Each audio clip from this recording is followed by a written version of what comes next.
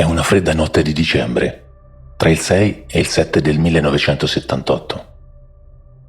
Nelle valli silenziose dell'entroterra genovese, a Marzano di Torriglia, una guardia giurata sta compiendo il suo solitario giro di pattuglia.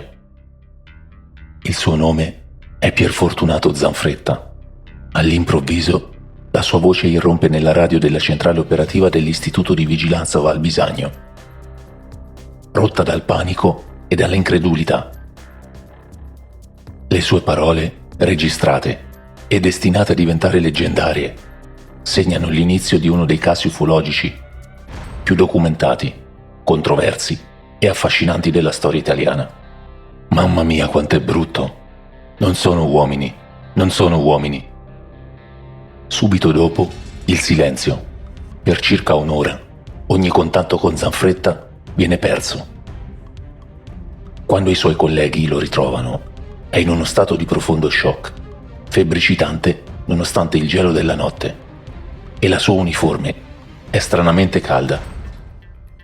Inizia così una vicenda che si dipanerà attraverso 11 presunti incontri ravvicinati, coinvolgendo le forze dell'ordine, la comunità scientifica, i media e l'opinione pubblica, lasciando dietro di sé una scia di domande che, a quasi 50 anni di distanza, rimangono ancora senza una risposta definitiva. Questo report si propone di ricostruire in modo narrativo e dettagliato ogni fase di questo complesso mistero, analizzando i fatti, le testimonianze e le diverse interpretazioni che lo hanno caratterizzato. Per comprendere appieno la portata del caso, è fondamentale delineare il profilo del suo protagonista. Pierfortunato Zanfretta, nato a Nova Milanese nel 1952, non era un uomo in cerca di notorietà. All'epoca dei fatti era un 26enne, una guardia giurata, descritta da chi lo conosceva come il suo superiore e il brigadiere dei carabinieri che per primo indagò sul caso, come una persona tranquilla, affidabile e con la testa sulle spalle. Sposato e padre di famiglia, svolgeva il suo lavoro con diligenza. Tuttavia, il suo background presentava un elemento di unicità. Zanfretta proveniva da una famiglia legata al mondo del circo. Suo padre era un trapezzista e sua zia era la celebre Moira Orfei. Quest'infanzia, trascorsa tra leoni, tigri e un ambiente nomade straordinario, unita a un periodo di servizio nella marina militare, potrebbe aver forgiato un carattere abituato a situazioni fuori dall'ordinario, meno incline a spaventarsi di fronte all'insolito. Nonostante ciò, nulla del suo passato o nel suo profilo psicologico, come attesteranno successive perizie, lasciava presagire la possibilità di allucinazioni o di una tendenza a inventare storie complesse. Era, agli occhi di tutti, un lavoratore onesto e un uomo comune, catapultato suo malgrado al centro di una storia più grande di lui. Una storia che avrebbe irrimediabilmente stravolto la sua esistenza. La notte del 6 dicembre 1978, Zanfretta è di pattuglia a Marzano, una frazione di Torriglia. Il suo compito è controllare una serie di ville disabitate durante l'inverno. Mentre si avvicina a Villa Casa Nostra, nota 4 strane luci muoversi nel giardino. Pensando a dei ladri, spegne i fari della sua auto di servizio, una Fiat 126, e si prepara a intervenire. Scende dal veicolo, impugna la pistola d'ordinanza e una torcia e tenta di contattare la centrale via radio, ma l'apparecchio è spiegabilmente muto. Decide di procedere da solo, aggirando la villa per sorprendere i presunti malviventi.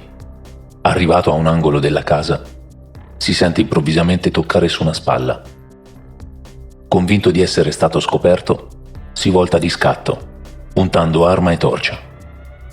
Ciò che il fascio di luce illumina, però, non è un ladro. Di fronte a lui si erge una creatura che descriverà come un essere enorme, alto quasi 3 metri, con la pelle ondulata e grigiastra, occhi gialli di forma triangolare, venature rosse sul volto e grandi punte sulla testa. Il terrore è tale che Zanfretta perde i sensi. È in questo frangente che lancia il suo disperato messaggio radio. Verrà ritrovato un'ora dopo dai colleghi Walter Lauria e Raimondo Mascia, in stato confusionale, tremante e sotto shock.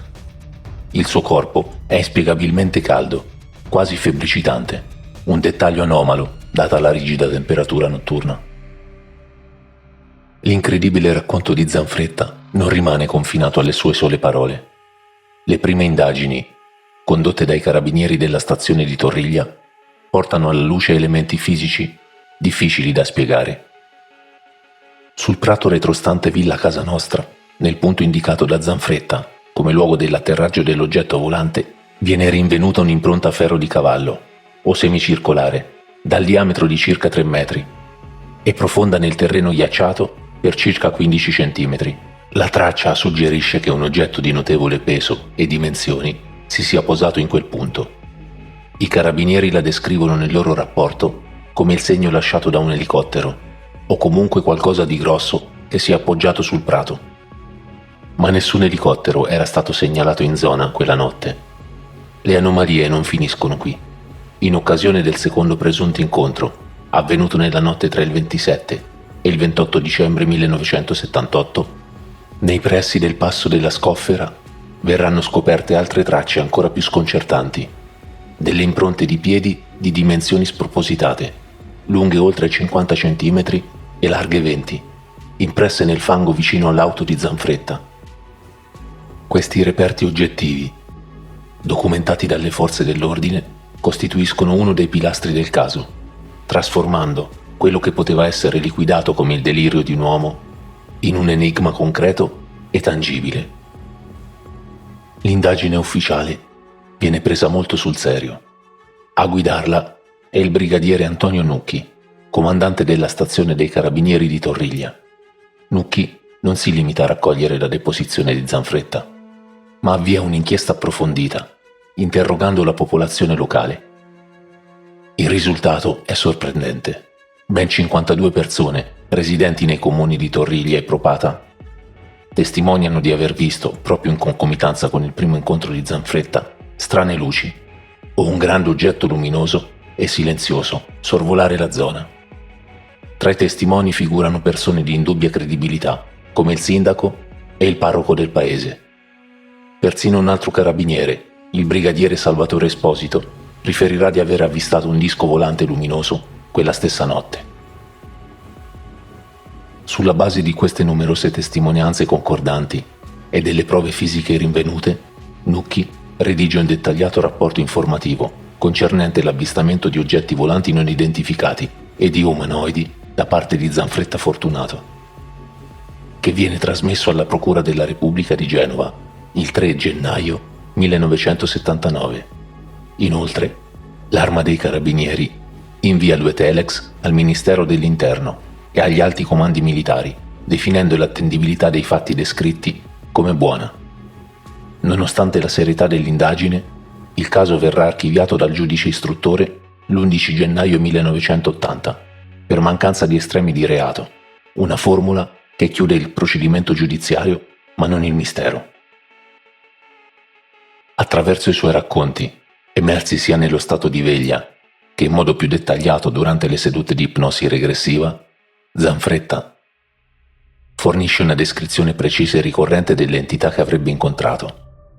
Questi esseri, che si sarebbero presentati come Dargos, possiedono caratteristiche fisiche decisamente non umane e marcatamente rettiliane. La loro statura è imponente, quasi 3 metri. La loro pelle non è liscia, ma appare verde, grigia, rugosa e ondulata, come se fosse composta da grasso molle o fosse una sorta di tuta organica. Le loro teste sono allungate e sormontate da grandi punte o escrescenze ossee. Gli occhi sono forse il tratto più inquietante, grandi, gialli e di forma triangolare, privi di palpebre. Le mani sono dotate di lunghe dita, 3 per la precisione, che terminano con unghie rotonde o artigli. La comunicazione non avviene verbalmente. I Dargos non muovono le labbra. ma trasmettono i loro pensieri direttamente nella mente di Zanfretta, attraverso la telepatia. Questa descrizione, terrificante e dettagliata, rimarrà una costante in tutti i suoi resoconti, contribuendo a creare un'immagine vivida e coerente dei presunti visitatori alieni. Secondo quanto appreso da Zanfretta durante i suoi incontri, i Dargos non sono semplici esploratori, ma una razza in cerca di salvezza. Essi proverrebbero da un pianeta morente chiamato Titania, situato in una remota terza galassia o terza dimensione. Le condizioni di vita sul loro mondo d'origine starebbero diventando insostenibili, costringendoli a cercare un nuovo pianeta da abitare. La Terra, con le sue caratteristiche di abitabilità, sarebbe diventata uno dei principali candidati per questa migrazione cosmica. La loro missione, quindi, non sarebbe ostile, ma di valutazione.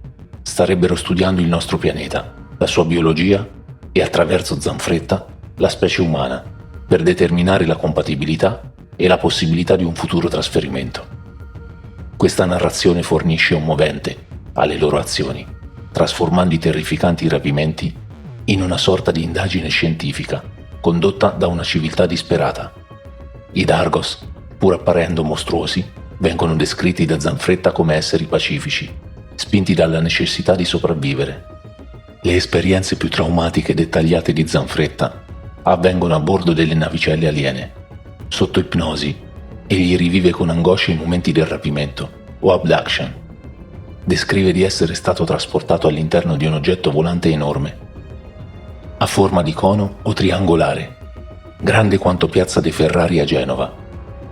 All'interno l'ambiente è freddo e metallico. Viene fatto sdraiare sul lettino d'acciaio e sottoposto a quelli che appaiono come esami medici invasivi. Ricorda con terrore di essere stato trapassato da 6 lunghi aghi di vetro, inseriti senza dolore apparente nei fianchi, nelle gambe e nelle braccia. Attraverso questi aghi trasparenti vede il suo stesso sangue fluire, passare attraverso una macchina misteriosa per essere analizzato e poi rimesso nel suo corpo. Intorno a lui, durante queste procedure, ci sono diversi Dargos che lo osservano e lo operano. Queste sessioni, vissute come reali e terrificanti, rappresentano il nucleo degli incontri di quarto tipo e forniscono i dettagli più sconvolgenti e difficili da interpretare dell'intera vicenda. Il caso Zanfretta non si esaurisce con il primo, scioccante episodio. Tra il dicembre 1978 e il 1981, la guardia giurata affermerà di aver vissuto un totale di 11 incontri ravvicinati. Ogni episodio presenta elementi peculiari e spesso corroborati da testimonianze o prove circostanziali. Il secondo incontro, nella notte tra il 27 e il 28 dicembre 1978, è altrettanto drammatico. Mentre è alla guida della sua Fiat 127, Zanfretta viene avvolto da una fitta nebbia artificiale, perde il controllo del veicolo che sembra guidare da solo e viene nuovamente prelevato. Al loro arrivo, i soccorritori lo trovano in stato confusionale, ma la sua divisa è completamente asciutta, nonostante la pioggia scrosciante, e il tetto della sua auto è inspiegabilmente caldo al tatto. È in questa occasione che vengono trovate le gigantesche impronte. Un altro episodio significativo avviene nella notte tra il 2 e il 3 dicembre 1979. Zanfretta scompare e la sua auto viene ritrovata abbandonata vicino a Torriglia. Durante le ricerche viene osservata una strana nuvola, con 2 luci all'interno. Un tenente dei carabinieri, Cassiba, affermerà di aver esploso alcuni colpi di pistola verso la nuvola, che a quel punto svanisce. Poco dopo, Zanfretta viene ritrovato. Un altro incontro, avvenuto in Corsa Europa, nel cuore di Genova, sarebbe coinciso con un blackout localizzato, segnalato da numerosi residenti della zona. Questa serie di eventi, distribuiti su quasi 3 anni, dipinge un quadro di contatti ripetuti e sistematici, per cercare di far luce sui vuoti di memoria e sulla natura traumatica delle esperienze di Zanfretta. Si ricorre a uno strumento tanto affascinante quanto controverso: l'ipnosi regressiva. Le sedute vengono condotte da autorevoli professionisti, tra cui gli psicanalisti Mauro Moretti e Cesare Musatti. Durante queste sessioni, registrate e analizzate, Zanfretta non solo conferma i racconti fatti da sveglio, ma fornisce una quantità impressionante di dettagli aggiuntivi sulle creature, sulla loro astronave e sulle procedure mediche subite. In alcuni momenti arriva persino a parlare una lingua sconosciuta e incomprensibile. La conclusione di Moretti e Musatti è che Zanfretta, quando si trova in stato ipnotico, è assolutamente sincero e rivive esperienze che percepisce come reali. Tuttavia, la comunità scientifica solleva importanti obiezioni. Il loro collega Marco Marchesan, pur confermando la buona fede del soggetto, anche dopo avergli somministrato del Pentotal, il cosiddetto siero della verità, sottolinea che la sincerità non equivale a una corrispondenza con la realtà oggettiva. L'ipnosi regressiva è oggi considerata un metodo inaffidabile, in quanto la mente del soggetto può essere facilmente suggestionabile e incline a creare falsi ricordi. Ufologi, come Roberto Pinotti, hanno inoltre ipotizzato che le sessioni possano essere state contaminate dalla presenza di un altro inquirente, compromettendone l'autenticità. Durante uno degli ultimi incontri, i Dargos avrebbero lasciato a Zanfretta un oggetto tanto enigmatico quanto pericoloso. Si tratterebbe di una sfera trasparente, al cui interno fluttua un tetraedro dorato, in costante rotazione. Secondo il racconto di Zanfretta, questo oggetto sarebbe una sorta di radiofaro o dispositivo di contatto e possiederebbe proprietà letali per chiunque altro tenti di avvicinarsi, a eccezione di lui stesso. A riprova di ciò, racconta che una lepre, avvicinatasi troppo al nascondiglio della sfera sull'Appennino ligure, morì fulminata. Zanfretta afferma di essere psichicamente costretto a visitare il nascondiglio 2 volte al mese. Ogni tentativo di fotografare l'oggetto si è rivelato vano, producendo solo immagini di 5 punti luminosi. L'aspetto più inquietante della sfera risiede nelle 12 iscrizioni incise sulla sua superficie. Al momento della consegna, 11 di queste iscrizioni erano illuminate, poiché gli incontri vissuti da Zanfretta sono stati esattamente 11, egli interpreta questo dettaglio come un presagio. La 12ª iscrizione, ancora spenta, indicherebbe che un ultimo, definitivo evento deve ancora accadere. La sfera, mai vista da nessun altro, rimane uno degli elementi più misteriosi e non verificabili dell'intera vicenda. Nonostante la ricchezza di testimonianze e le prove fisiche, il caso Zanfretta è stato fin da subito oggetto di un intenso scetticismo. La critica principale si basa sul principio fondamentale del pensiero scientifico. Affermazioni straordinarie richiedono prove straordinarie. E una prova definitiva e inconfutabile di un contatto extraterrestre, nel caso Zanfretta, non è mai emersa. Gli scettici hanno proposto diverse spiegazioni alternative. Alcuni psicologi hanno ipotizzato che le esperienze di Zanfretta potessero essere il frutto di disturbi del sonno o manifestazioni di un trauma psicologico pregresso.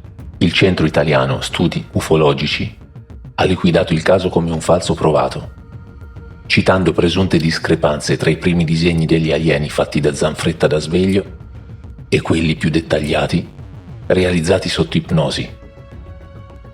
Una critica a cui Moretti e Musatti risposero sostenendo che il ricordo sotto ipnosi è più vivido e preciso. Anche l'affidabilità dell'ipnosi regressiva è stata un punto centrale delle critiche, data la sua inammissibilità come prova in sede legale e la sua suscettibilità alla suggestione. Il giornalista Rino Di Stefano, che ha documentato il caso per decenni, ha notato come i racconti più recenti di Zanfretta tendano a discostarsi dai fatti originali, arricchendosi di nuovi elementi, un'evoluzione narrativa che alimenta ulteriori dubbi sulla totale veridicità dei fatti. Fin dai primi giorni, il caso Zanfretta esplode a livello mediatico, trasformando la Guardia Giurata in una celebrità nazionale. I giornali dedicano ampi articoli alla vicenda, viene invitato in trasmissioni di enorme popolarità, come Portobello di Enzo Tortora e il Maurizio Costanzo Show. Questa esposizione mediatica ha un doppio effetto.